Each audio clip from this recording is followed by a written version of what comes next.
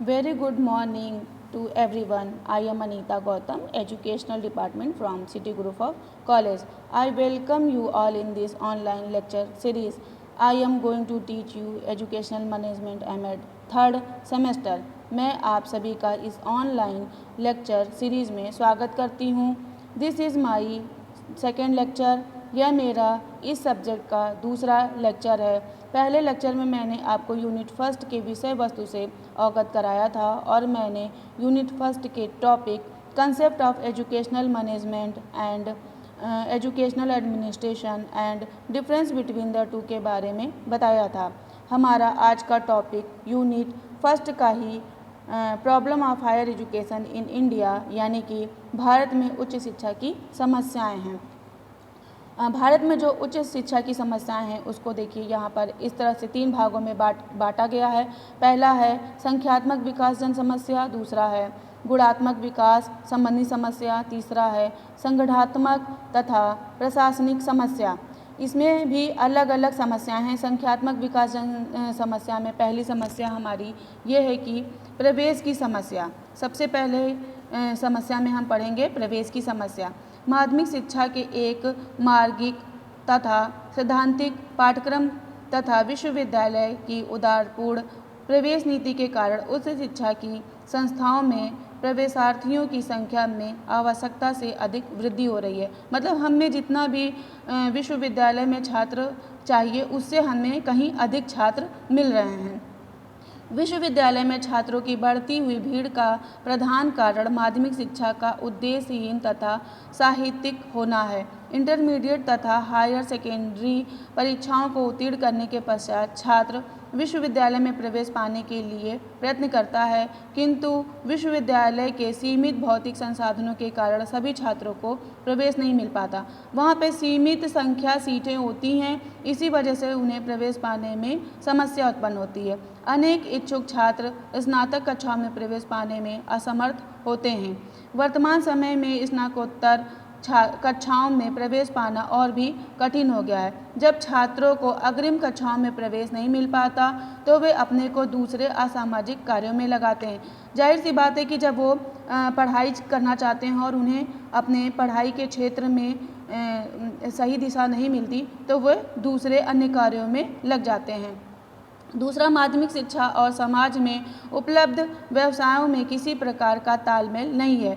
तीसरा, विश्वविद्यालय का दृष्टिकोण स्वयं व्यावसायिक होता जा रहा है। मतलब विश्वविद्यालय जो अब शिक्षा करा रहा है वो एक व्यवसाय के रूप में शिक्षा करा रहा है और वे बिना सोचे समझे अनियमित ढंग से छात्रों को भर्ती करते जा रहे हैं। मतलब जो छात्र पढ़ने के इच्छुक हैं उन्हें शिक्षा से वंचित किया जा रहा है। हमारे यहाँ बहुत से महाविद्यालय ऐसे भी हैं जहाँ पर अध्ययन अध्यापन की न्यूनतम भौतिक असुविधाओं को नितांत अभाव है। इस प्रकार प्रवेश पाने वाले छात्रों को भी शिक्षा सुचारू रूप से नहीं हो पाती। इसके अतिरिक्त शिक्षक छात्र अनुपात भी बिगड़ता जा रहा है, जिससे कि अनुशासन संबंधित अन्य समस्याएं भी उभरती दिखाई दे रही हैं। अब हम इसके समाधान के बारे में पढ़ेंगे कि जो प्रवेश पाने की समस्याएं उसको हम कैसे इसका समाधान करें। तो समाधान में हम ये देखेंगे कि प्रवेश के संबंध में हमारे यहाँ 2 प्रकार की विचारधाराएं पाई जाती हैं। पहली विचारधारा के अनुसार क्या है कि उच्च शिक्षा द्वार सबके लिए नहीं खुला रहना चाहिए। मतलब सभी को प्रवेश नहीं देना चाहिए। मतलब जो पढ़ने के इच्छुक हैं उन्हीं को प्रवेश मिलना चाहिए, जो पढ़ने के इच्छुक नहीं हैं उन्हें प्रवेश नहीं देना चाहिए। इंटरमीडिएट परीक्षा उत्तीर्ण सभी छात्रों को विश्वविद्यालय में प्रवेश न दिया जाए। इस विचारधारा के लोग विश्वविद्यालय में प्रवेश की समस्या के संबंध में निम्नलिखित सुझाव दे रहे हैं। जैसे कि पहला सुझाव है कि विश्वविद्यालय के विभिन्न संकायों में छात्रों का प्रवेश योग्यता तथा गुणों के आधार पर होना चाहिए। मतलब जो योग्य बच्चे हैं उन्हीं को हम विश्वविद्यालय में प्रवेश दें। प्रवेश के नियमों तथा अभावों को पूर्व निश्चित कर लेना चाहिए और इन नियमों का पालन भी दृढ़तापूर्वक होना चाहिए। केवल उन्हीं छात्रों को उच्च शिक्षा के लिए भर्ती किया जाना चाहिए जो इसके लिए आवश्यक क्षमता रखते हों या जो आवश्यक योग्यता रखते हों। दूसरा उपाय यह है कि प्रवेशार्थियों की संख्या का निर्धारण शिक्षकों तथा भौतिक संसाधनों को ध्यान में रखना चाहिए। मतलब जितनी भौतिक संसाधन है या जितने हमारे शिक्षक उपलब्ध हैं उन्हीं के अनुसार हमें कक्षा में प्रवेश लेना चाहिए। उच्च शिक्षा के स्तर पर प्रवेश के लिए किसी न किसी वस्तुनिष्ठ चयनात्मक प्रणाली का अनुसरण करना चाहिए। माध्यमिक स्तर पर विभिन्नीकृत पाठ्यक्रम की योजना बनाए जाने जिससे माध्यमिक शिक्षा को प्राप्त करने के पश्चात छात्रों के सामने विश्वविद्यालय में प्रवेश पाने के अतिरिक्त कुछ अन्य विकल्प भी रहें। मतलब जो छात्र पाठ्यक्रम के अनुसार अपना चयन कराना चाहते हैं उनके लिए कुछ पाठ्यक्रम का चयन भी सुनिश्चित होना चाहिए। प्रत्येक विश्वविद्यालय में एक प्रवेश समिति का गठन किया जाए जिससे कार्य प्रवेश की कसौटी का निर्धारण करना हो। दूसरी समस्या हमारी है कि दूसरी विचारधारा के लोग ने ये बताया है कि देशों के अनुसार प्रजातांत्रात्मक देशों में छात्रों के प्रवेश के ऊपर नियंत्रण लगाना एक दमनात्मक कदम है। इस विचारधारा के समर्थक उच्च शिक्षा के प्रवेश के संबंध में निम्नलिखित सुझाव देते हैं। इनका सुझाव ये है कि विश्वविद्यालय तथा उच्च शिक्षा के द्वार सभी के लिए खुले होने चाहिए। हमें विश्वविद्यालयों के प्राचीन स्वरूप को बदलना पड़ेगा। उच्च शिक्षा की मांग दिन प्रतिदिन बढ़ती जा रही है और विश्वविद्यालय इस बढ़ती हुई मांग के अनुरूप सबको उच्च शिक्षा की सुविधा प्रदान करने में अपने को असमर्थ पा रहे हैं। लोकतंत्र का यह तकाजा है कि हम सभी इच्छुक छात्रों को उच्च शिक्षा की सुविधा प्रदान करें। इसलिए विश्वविद्यालय को अपने प्राचीन परिधान को त्यागना पड़ेगा और उसके स्थान पर नवीन जामा पहनना पड़ेगा। आधुनिक परिप्रेक्ष्य में उनको एकात्मक आवासीय तथा शिक्षण स्वरूप का परित्याग कर संबंधक स्वरूप अपनाना पड़ेगा। प्रवेश की समस्या हल करने के लिए विदेशों में प्रचलित ओपन यूनिवर्सिटी प्रणाली की योजना भी प्रभावकारी सिद्ध होगी। मतलब सभी के लिए शिक्षा। इंदिरा गांधी ओपन यूनिवर्सिटी इस दिशा में एक सराहनीय कदम है। मतलब जो दूसरी विचारधारा के लोगों ने ये बोला है कि जो इच्छुक छात्र हैं उन्हें तो प्रवेश मिलना ही चाहिए, लेकिन शिक्षा सभी के लिए ज़रूरी है। इसलिए हमें सभी को शिक्षित करने के लिए सभी का प्रवेश लेना ज़रूरी है। दूसरा इसमें है कि समस्या जो है हमारा संस्थाओं की स्थापना में असंतुलन। ये भी सबसे बड़ी समस्या है कि भारत में उच्च शिक्षा के संख्यात्मक विकास में असंतुलन का दोष दृष्टिगोचर होता है। कोठारी आयोग के अनुसार महाविद्यालयों में छात्रों की संख्या 500 से 1000 तक होनी चाहिए जिससे कि शैक्षिक सुविधाओं का अपव्यय ना हो, किंतु हमारे यहाँ लगभग 16% से अधिक ऐसे महाविद्यालय हैं जहाँ छात्रों की संख्या 100 से भी कम है। मतलब जहाँ 500 से 1000 संख्या होनी चाहिए वहाँ हमें 100 ही छात्र मिल रहे हैं, किंतु इसके विपरीत कुछ ऐसे महाविद्यालय हैं जहाँ पर छात्रों की संख्या 5000 से ऊपर है। मतलब जहाँ हमें 500 से 1000 छात्र मिलने चाहिए वहाँ हमें 5000 छात्र मिल रहे हैं। तो इस तरह से ये है कि बहुत छोटे आकार के महाविद्यालयों में शैक्षिक सुविधाओं का अधिकतम उपयोग नहीं हो पाता और बड़े आकार के महाविद्यालयों में सभी छात्रों को समान सुविधाएं प्राप्त नहीं होती। इसके अतिरिक्त हमारे यहाँ महाविद्यालयों की स्थापना के लिए कोई तर्कपूर्ण आधार स्वीकार नहीं किया जाता। हमारे यहाँ अधिकांश महाविद्यालय की स्थापना व्यक्तिगत, जातीय तथा राजनीतिक कारणों से हुई है। जनसंख्या के आधार पर शैक्षिक कारणों से प्रेरित होकर बहुत कम महाविद्यालय तथा विश्वविद्यालय स्थापित किए गए हैं। इस प्रकार अनियमित तथा असंयम उच्च शिक्षा का संख्यात्मक विकास हमारे लिए एक गंभीर समस्या बन गई है। इसकी देखिए इसका समाधान ऐसे है कि जो इसमें पहला समाधान हम ये पढ़ेंगे कि जानेंगे कि विश्वविद्यालय तथा महाविद्यालय के अनियंत्रित विस्तार पर नियंत्रण लगाया जाए। उच्च संस्थाओं की स्थापना शैक्षिक मांगों के अनुरूप होनी चाहिए। दूसरा सुझाव यह है कि महाविद्यालय तथा विश्वविद्यालय की स्थापना शैक्षिक तथा सामाजिक आवश्यकताओं के आधार पर होनी चाहिए, न कि राजनीतिक तथा व्यक्तिगत कारणों से।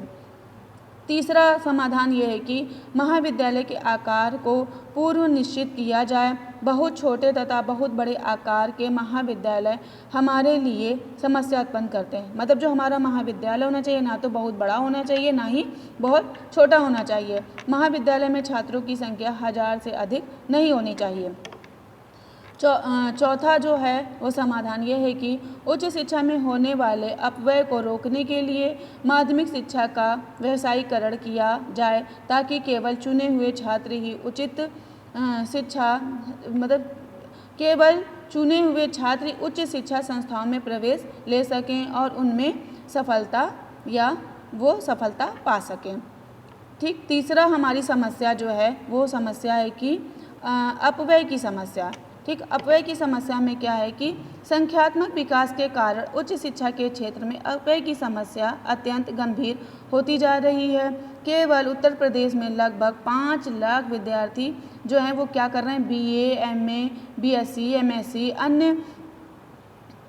अन्य परीक्षार्थियों में सम्मिलित होते हैं और उनमें अधिकांश अनुत्तीर्ण तथा तृतीय श्रेणी में उत्तीर्ण होते हैं। एक अध्ययन से पता चलता है कि BA में प्रवेश लेने वाले प्रति 100 विद्यार्थियों में 41 विद्यार्थी ही अंतिम परीक्षा में सफल हो पाते हैं। इसमें भी दुर्भाग्यवश 57% तृतीय श्रेणी में उत्तीर्ण होते हैं। इस स्नातकीय स्तर पर अपव्यय तथा अवरोधन विरोध रूप से बढ़ता जा रहा है। जैसे मतलब बहुत सारे छात्र जो होते हैं वो या तो फेल हो जाते हैं लास्ट, मतलब अगर BA है 3 साल का कोर्स है तो 100 बच्चों ने एडमिशन लिया, लेकिन लास्ट तक उसमें क्या होता है 50% या 50% से थोड़ा ज़्यादा या थोड़ा कम ही बच्चे पास होते जाते हैं। जो पढ़ने वाले बच्चे होते हैं वही पास होते हैं और जो पढ़ने वाले बच्चे नहीं होते हैं वो या किसी और अन्य समस्या के कारण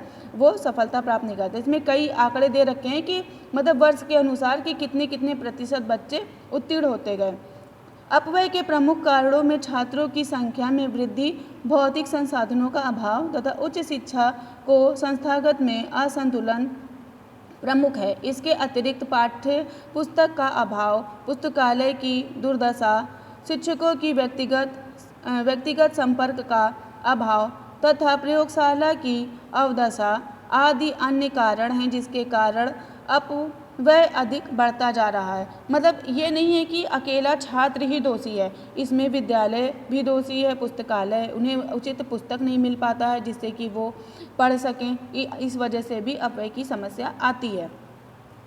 इसके समाधान के लिए हम जानेंगे कि उच्च शिक्षा के क्षेत्र में अपव्यय को रोकने के लिए बहुत सारे सुझाव दिए गए हैं, जिसमें कि पहला है कि प्रवेश संख्या पर प्रतिबंध लगाया जाए। उच्च शिक्षा संस्थाओं में केवल उन्हीं छात्रों को प्रवेश दिया जाए जो इसके लिए आवश्यक बौद्धिक क्षमता रखते हों।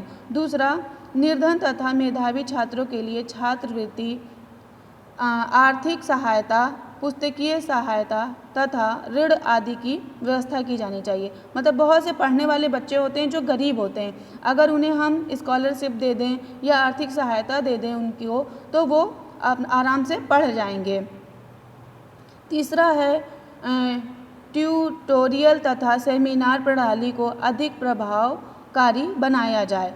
फिर अगला इसका समाधान है कि उपस्थिति के नियमों का कठोरतापूर्ण पालन किया जाए। मतलब अगर छात्र डेली कॉलेज आएगा तो जाहिर सी बात है उसे कुछ न कुछ सीखने को मिलेगा, क्योंकि शिक्षक उन्हें कुछ न कुछ पढ़ाएगा, कुछ न कुछ बताएगा। पुस्तकालयों का प्रयोग नेक्स्ट हमारा जो समाधान है वो है पुस्तकालयों तथा प्रयोगशालाओं को समृद्ध तथा सुसज्जित किया जाए। मतलब प्रयोगशाला में या पुस्तकालय में हमारे क्या है कि पुस्तकालय में पुस्तकें होनी चाहिए और प्रयोगशाला में प्रयोग कराया जाना चाहिए। परीक्षा प्रणाली में इस प्रकार सुधार किया जाए जिससे अमानवीय शक्ति का अधिक अपव्यय ना हो सके। नेक्स्ट हमारी समस्या है कि अनुशासनहीनता की समस्या। अनुशासनहीनता की समस्या में है कि उच्च शिक्षा के असाधारण विस्तार के कारण छात्र असंतोष तथा अनुशासनहीनता की समस्या उभरती हुई दृष्टिगोचर हो रही है। विश्वविद्यालय में छात्रों की भीड़ लग जाने के कारण शिक्षक छात्र अनुपात ध्वस्त हो चुका है और उसके अंतर संबंधों में भी काफ़ी कटुता आ गई है। छात्रों में असंतोष बढ़ता जा रहा है, जिसके कारण आए दिन विश्वविद्यालय प्रांगण में ही अभद्र व्यवहार, हत्या तथा अग्निकांड की सूचनाएं मिल रही हैं। छात्र असंतोष के कई कारण बताए गए हैं, किंतु इनमें से निम्नलिखित दो अत्यंत महत्वपूर्ण हैं। पहला जो है वो ये है कि वर्तमान काल में हमारा देश सामाजिक परिवर्तन तथा संक्रमण काल से गुजर रहा है। पुराने मूल्यों तथा अमान्यताओं के स्थान पर नवयुवकों की आस्था तथा निष्ठा नवीन कार्य विधान में हो रही है। ऐसी स्थिति में संघर्ष का होना स्वाभाविक है। दूसरा जो है वो है द्रुतगामी सामाजिक परिवर्तन के फलस्वरूप पुरानी तथा नई पीढ़ी की मान्यताओं के बीच दरार उत्पन्न हो रही है। अतएव शिक्षकों तथा विद्यार्थियों में द्वंद्व होना स्वाभाविक हो गया है। इसके समाधान को हम इस तरह पढ़ेंगे कि कैसे अनुशासनहीनता जो है उसको रोका जा सकता है। तो वो ये है कि पहला क्या है कि शिक्षा का जो उद्देश्य है वो जीवन की यथार्थताओं से संबद्ध हो।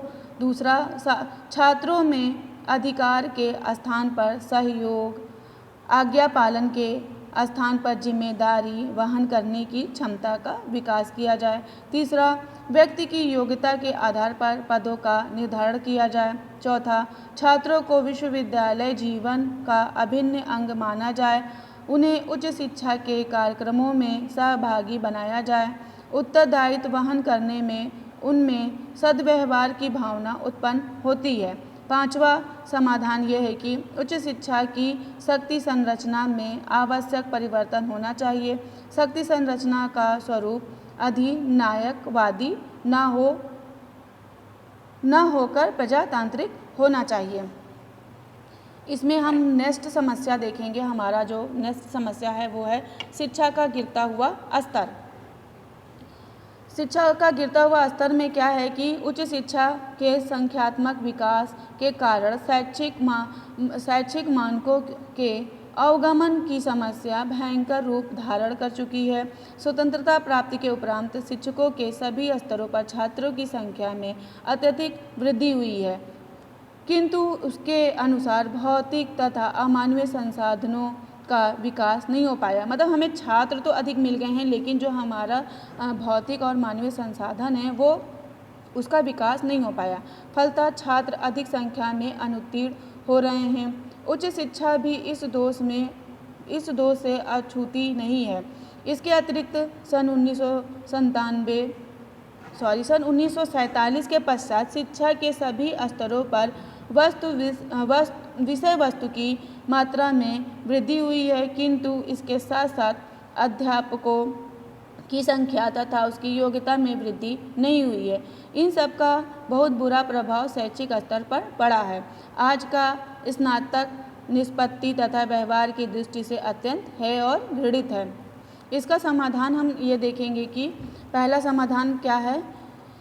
शिक्षा का जब गिरता हुआ स्वरूप है उसमें हम पहला उपाय देखेंगे कि प्रवेशार्थियों की संख्या पर प्रतिबंध लगाया जाए। दूसरा, शिक्षण की विधियों में सुधार किया जाए।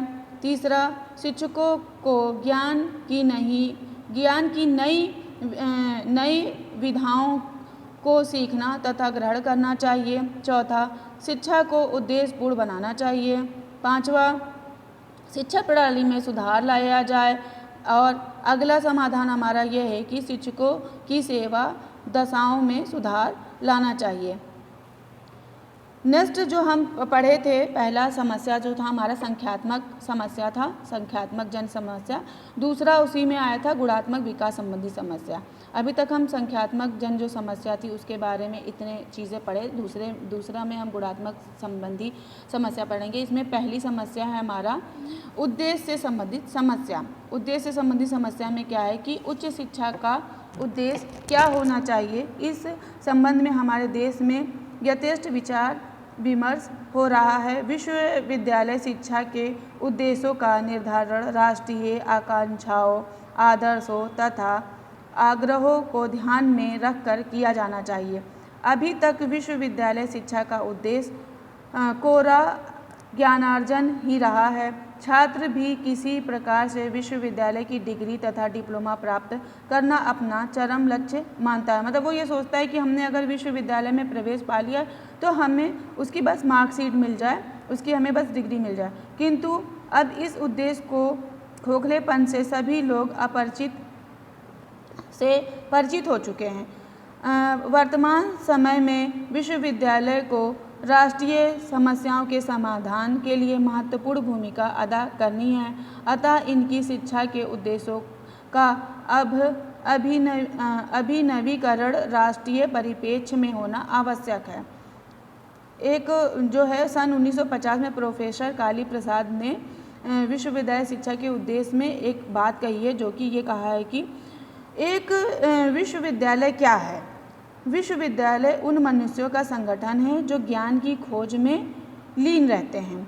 मुख्यतः वे ज्ञान की खोज अपने लिए करते हैं, परंतु वे इन ज्ञान खोजों को समाज और संस्कृति की आवश्यकता के अनुरूप भी करते हैं। उनमें आशा की जाती है कि उनमें मतलब पहला क्या है कि भाव प्रकाश की पूर्ण स्वतंत्रता हो। दूसरा, व्यक्तिगत में निर्विरोध विकास की स्वतंत्रता हो। तीसरा, सभी मनुष्यों में मूलभूत एकता हो, अर्थात विभिन्न संस्कृतियों में एक ही मानवता का सूत्रपात हो। अगला है कि समस्त ज्ञान राशि की दृष्टि से विश्वविद्यालय का महत्व हो। इस खोजपूर्ण ज्ञान को सभी मनुष्य जाति, धर्म, वर्ग अथवा क्षेत्र और देशों के भेद बिना उपयोग में लाएं। ज्ञान पर कोई प्रतिबंध ना हो, मतलब जो ज्ञान है वो सभी के लिए हो, ज्ञान पर कोई प्रतिबंध ना किया जाए। व्यक्तिगत रूप से मानव का मूल्य बना रहे। इसी में सेकंड बात न्यूमैन ने बोली है कि यदि विश्वविद्यालय शिक्षा का कोई व्यावहारिक उद्देश्य है तो मैं कह सकता हूँ कि यह समाज में उत्तम नागरिकों को प्रशिक्षित करता है। विश्वविद्यालय का कर्तव्य है कि वे ज्ञान की सीमाओं को विस्तृत करें और ऐसे विद्वान तथा साहसी छात्रों को उत्पन्न करें जो देश की तत्कालीन आवश्यकताओं की पूर्ति के साथ साथ समस्त क्षेत्रों में नेतृत्व ग्रहण करने की क्षमता रखते हों। फिर भारतीय विश्वविद्यालय आयोग जो है 1948 के अनुसार शिक्षा के उद्देश्य के बारे में राधाकृष्ण आयोग ने बताया है कि मतलब इन्होंने जो है उद्देश्य दिए हैं वो निम्न उद्देश्य दिए हैं। पहला है स्वतंत्र भारत में ऐसी विभूतियों को जन्म देना जो राजनीतिक, प्रशासन, व्यवसाय, उद्योग, वाणिज्यिक आदि सभी क्षेत्रों में नेतृत्व ग्रहण कर सकें। दूसरा, कोठारी राधाकृष्ण आयोग ने बताया है कि देश की भौतिक समृद्धि के विकास एवं संरक्षण के साथ उसकी सभ्यता का संरक्षण एवं संवर्धन करना। नेक्स्ट बताया है कि प्राचीन मर्यादा का समुचित आदर करके नई मान्यताओं एवं नई विचारधाराओं के निर्माताओं को जन्म देना। नेक्स्ट, विभिन्न प्रकार के ज्ञान का समन्वय करना तथा उनकी उपलब्धि के अवसर तथा साधन देना तथा ज्ञान के साथ साथ आत्मा का भी विकास करना तथा ज्ञान की खोज करना। नेक्स्ट है हमारा जनतांत्रिक आदेशों की सुरक्षा करना, व्यक्ति एवं समाज में सामंजस्य स्थापित करना। अगला उन्होंने बताया है कि नैतिक तथा सद्व्यवहार के आदर्शों की स्थापना करना तथा चरित्र, व्यक्तित्व, अनुशासन आदि का निर्माण करना। अगला अंतर्राष्ट्रीयता की भावना का विकास करना, सामाजिक मुक्ति में सहायता प्रदान करना। नेक्स्ट है कि न्याय, स्वतंत्रता, समानता तथा भ्रातृत्व की भावना का निर्धारण करना। लास्ट है हमारा व्यक्तियों के जन्मजात गुणों की खोज करना तथा प्रशिक्षण के माध्यम से उनका विकास करना। इसी में अगला जो है वो उद्देश्य हमारा कोठारी आयोग के अनुसार यह है कि उच्च शिक्षा निम्नलिखित उद्देश्य एवं आदर्श प्रस्तावित किए गए हैं। पहला हमारा है सत्य के परिप्रेक्ष्य में ज्ञान प्राप्त करना, पुराने ज्ञान का नई परिस्थितियों में उपयोग करना। दूसरा है जीवन के सभी उद्देश्यों में नेतृत्व का विकास करना। तीसरा है समाज को कला, विज्ञान, कृषि, चिकित्सा तथा उद्योग के क्षेत्र में प्रशिक्षित व्यक्ति प्रदान करना। चौथा सामाजिक न्याय को बढ़ावा देना है। पांचवा है हमारा शिक्षकों तथा छात्रों में मनोवृत्ति तथा मूल्यों का पोषण करना। अगला हमारा जो समस्या है वो हमारा दूसरी समस्या जो है वो है पाठ्यक्रम से संबंधित समस्या। मतलब कैसा पाठ्यक्रम निर्धारित किया जाए, उस पाठ्यक्रम में क्या विषय वस्तु लाया जाए, ये सबसे बड़ी समस्या है। तो उच्च शिक्षा का पाठ्यक्रम भी अनेक दोषों से परिपूर्ण है। उच्च शिक्षा के पाठ्यक्रम में मुख्य निम्नलिखित दोष पाए जाते हैं। पहला क्या है कि उच्च शिक्षा के पाठ्यक्रम में सैद्धांतिक तथा साहित्यिक विषयों की बहुलता है। डॉक्टर राधाकृष्णन के शब्दों में इन्होंने बोला है कि हमारे देश की विश्वविद्यालय शिक्षा भी अधिकांशतः साहित्यिक व सैद्धांतिक है।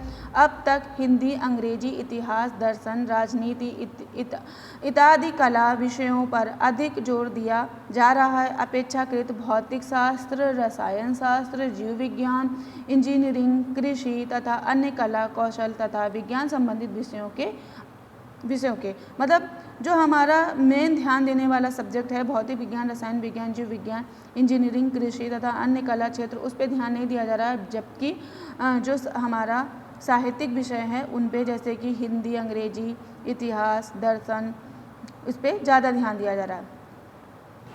अगला बताया गया है कि उच्च शिक्षा का पाठ्यक्रम माध्यमिक पाठ्यक्रम का विकसित रूप है। कभी कभी माध्यमिक शिक्षा के पाठ्यक्रम और उच्च शिक्षा के पाठ्यक्रम में कोई अंतर नहीं ज्ञात होता है। अगला, इस स्तर पर पाठ्यक्रम की संयोजना प्रकरणों तथा अध्यायों के आधार पर की जाती है जो बालकों को स्पष्ट नहीं होती। अतः मतलब बालक स्पष्ट ही नहीं कर पाता है कि क्या पढ़ना है और क्या पढ़ाया जा रहा है। अतः बालक इन अध्यायों की स्पष्टता के लिए कक्षा अध्यापन पर निर्भर करते हैं। मतलब उनको अपना टॉपिक समझ में नहीं आता है, तो इस वजह से वो फिर जो कक्षा में पढ़ाया जाता है उसी पर निर्भर हो जाते हैं। नेक्स्ट है विश्वविद्यालयी स्तर पर पाठ्यक्रम अपर्याप्त है। छात्र 1 या 2 महीने परिश्रम करके इस पाठ्यक्रम को तैयार कर लेते हैं और परीक्षा में भी सफल हो जाते हैं। नेक्स्ट जो है वो है उच्च शिक्षा के पाठ्यक्रम के विभिन्न विषयों में किसी प्रकार सामंजस्य नहीं है। हमारे विश्वविद्यालय में विज्ञान के छात्रों को कला विषयों के अध्ययन से वंचित रखा जाता है। यह व्यवस्था अवैज्ञानिक तथा दोषपूर्ण है। दूसरे शब्दों में पाठ्यक्रम में अंतर विषय ज्ञान पर बल नहीं दिया जाता। इसके समाधान के बारे में बताया गया है कि उच्च शिक्षा के पाठ्यक्रम के उपरोक्त दोषों को दूर करने के लिए स्नातकीय तथा स्नातकोत्तरीय स्तर के पाठ्यक्रम का निर्धारण निम्नलिखित तथ्यों को ध्यान में रखकर किया जाना चाहिए। पहला क्या है, स्नातकीय स्तर पर पाठ्यक्रम जो है वो ऐसा होना चाहिए कि स्नातकीय स्तर के पाठ्यक्रम की रचना करते समय निम्नलिखित बातों को ध्यान में रखना चाहिए। पहला, स्नातकीय स्तर पर पाठ्यक्रम माध्यमिक स्तर के पाठ्यक्रमों की अपेक्षा गहरा तथा विकसित हो। स्नातकीय स्तर पर पहुंचने पर छात्रों की रुचि व्यापक हो जाती है और इसके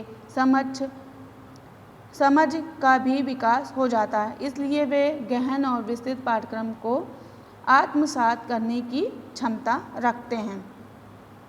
नेक्स्ट है, इस स्तर पर पाठ्यक्रम में जिन प्रकरणों का समावेश किया जाए वह पूर्ण रूप से स्पष्ट हो। मतलब जो भी हमारा प्रकरण है वो हमें स्पष्ट रूप से मिलना चाहिए। प्रकरणों के स्पष्ट विश्लेषण से छात्र स्वयं अध्ययन के लिए अभिप्रेरित होते हैं। वे प्रकरणों के स्पष्टीकरण के लिए अध्यापकों पर निर्भर नहीं रहते। नेक्स्ट समाधान है हमारा, स्नातकीय स्तर के पाठ्यक्रम के विभिन्न विषयों में अंतर संबंध होना चाहिए। मतलब जो भी विषय पाठ्यक्रम है उसका एक दूसरे से अंतर संबंध होना चाहिए। आजकल विषयों का विभाजन छात्रों की रुचियों पर आधारित ना होकर संगठनात्मक सुविधाओं पर आधारित होता है। यह उचित नहीं है। ज्ञान की विभिन्न इकाइयों में असमंजस्य या से नहीं, सामंजस्य से जो है वो विषय वस्तु बनाना चाहिए। इसमें अभी हमने स्नातकीय पढ़ा, अब है स्नातकोत्तरी। मतलब जो हमारी हायर एजुकेशन होती है वो।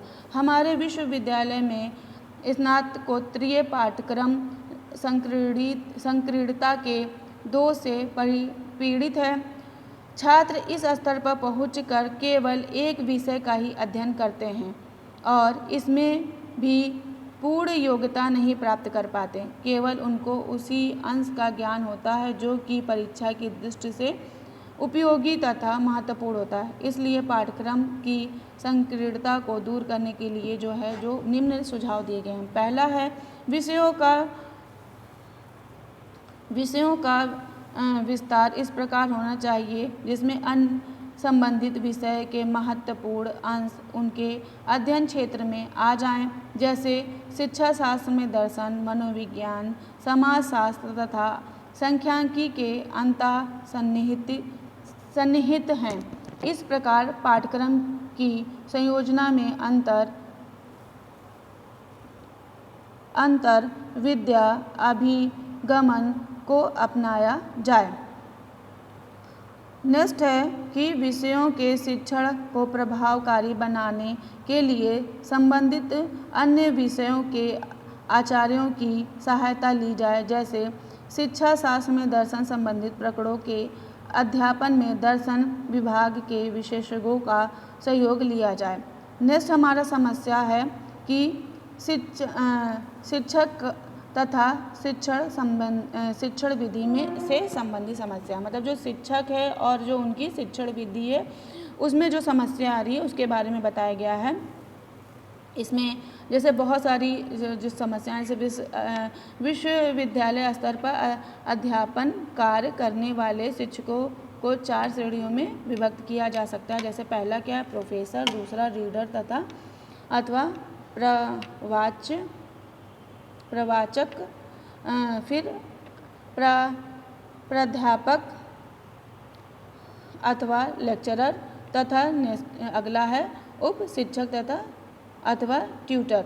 मतलब ये भी जो है ये हमारे जो है 4 भागों में जो विभाजित हैं, इनसे भी संबंधित समस्याएं आ रही हैं। इसमें क्या है, पहला जो है हमारा जैसे जो शिक्षक है वो शिक्षक का चयन कैसा होना चाहिए। सबसे बड़ी समस्या है कि हमारा शिक्षक कैसा होना चाहिए।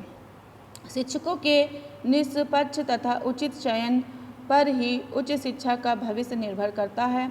एक बार यदि किसी अयोग्य व्यक्ति की नियुक्ति विश्वविद्यालय अथवा महाविद्यालय में हो जाती है तो वह विद्यार्थी की कई पीढ़ियों के लिए अभिशाप हो जाता है, क्योंकि जो भी टीचर पढ़ाता है जो छात्र होता है वही सीखता है, फिर वो अपने छात्र को वही सिखाता है। इस वजह से हमें हमेशा योग्य शिक्षक ही मिलना चाहिए। इसलिए उच्च शिक्षा के लिए शिक्षकों का चयन विशुद्ध योग्यता के आधार पर होना चाहिए।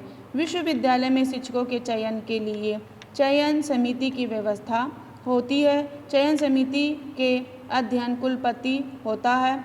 इसके अन्य सदस्य विभागाध्यक्ष, डीन, 2 मनोनीत कार्यकारिणी परिषद के सदस्य तथा 2 विषय के विशेषज्ञ होते हैं।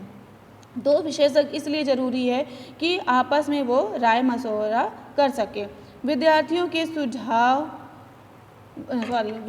के चुनाव के 2 प्रमुख आधार होते हैं।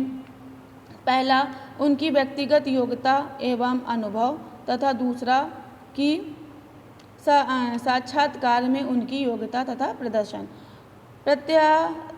प्रत्याशियों के चयन में विभागाध्यक्ष की भूमिका महत्वपूर्ण होती है। वह कभी कभी बाह्य विशेषज्ञों को भी प्रभावित कर लेता है और कुलपति, डीन इत्यादि भी उनकी बातों को मान लेते हैं, क्योंकि उसे विभाग का संचालन करना पड़ता है। चयन समिति में विभागाध्यक्ष का इतना प्रभावशाली होना कहाँ तक हितकर है, यह वास्तव में शोध का विषय हो सकता है।